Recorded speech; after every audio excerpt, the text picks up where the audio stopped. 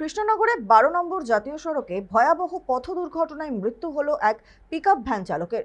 শনিবার ভোরে কৃষ্ণনগরের পালপাড়া মোড়ের কাছে এই মর্মান্তিক দুর্ঘটনা ঘটে। জানা গিয়েছে, নৈহাটি থেকে মাছ বোঝাই করে বীরভূমের উদ্দেশ্যে রওনা দিয়েছিল পিকআপ ভ্যানটি। পথে নিয়ন্ত্রণ হারিয়ে একটি দাঁড়িয়ে থাকা লরির পিছনে সজোরে ধাক্কা মারে গাড়িটি। সংঘর্ষের জেরে পিকআপ ভ্যানের সামনের অংশ দুমড়ে মুচড়ে যায়। খবর পেয়ে ঘটনাস্থলে পৌঁছায় পুলিশ। গাড়ির ভিতর থেকে চালক সহ মোট 9 জনকে উদ্ধার করে কৃষ্ণনগরের শক্তিনগর জেলা হাসপাতালে নিয়ে যাওয়া হয়। সেখানকার চিকিৎসকরা অরুণ লেট নামে এক ব্যক্তিকে মৃত বলে ঘোষণা করেন।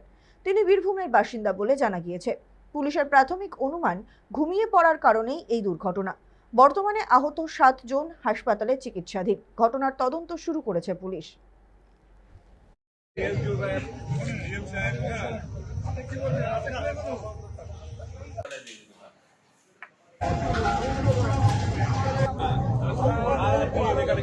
ঘটনা হচ্ছে মানে আমরা নয়াটি মাছ আনতে গেছিলাম।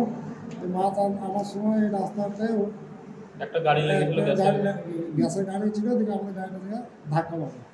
মানে সামনাসামনি মানে না পেছন থেকে? পেছনে মারে। কোথায় হয়েছে ঘটনাটা? আমাদের কৃষ্ণনগরের এই যে কি বলছে, এটা কৃষ্ণনগরে, মানে পালপাড়া মোড়ে। পালপাড়া মোড়ে। আপনারা কোথায় যাচ্ছিলেন, কোথা থেকে? আমরা নয়াটি থেকে বাড়ি যাচ্ছিলাম, ওই আমরা বড়টা বাড়ি যাচ্ছিলাম। আচ্ছা, আর গাড়িটা কোথা থেকে কোথায় যাচ্ছিল? গাড়িটা আমরা নয়াটি থেকে আমরা মাছটা কালকে রাতে লোড হয়েছে, লোড হয়ে আমরা বাড়ি গেছিলাম, আমরা ফুটিসার ভূমে বাড়ি গেছিলাম। আমাদের গাড়িটা এখানে অ্যাক্সিডেন্ট। আপনাদের গাড়িতে কতজন ছিল?